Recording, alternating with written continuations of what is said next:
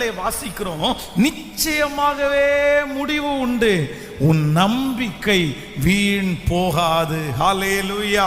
நம்ம நிறைய பேர் நம்புகிறோம், நிறைய காரியத்தை நீங்கள் நம்பி இருப்பீர்கள். பல மாதங்களாய் வருஷங்களாய் ஆண்டவர் சொல்லுகிற வார்த்தையை நம்பிக்கொண்டே இருந்திருப்பீர்கள். ஆனா நம்புறது போல எதுவுமே நடந்திருக்காது. அப்படியே என்னுடைய நம்பிக்கையெல்லாம் வீணாய் போச்சே, நான் இத்தனை வருஷமா நம்பிட்டு இருந்தேனே, இனி அது எப்படி நடக்க போகிறது? ஆனால் கர்த்தர் இன்றைக்கு தெளிவா வாக்கு கொடுக்கிறாரு.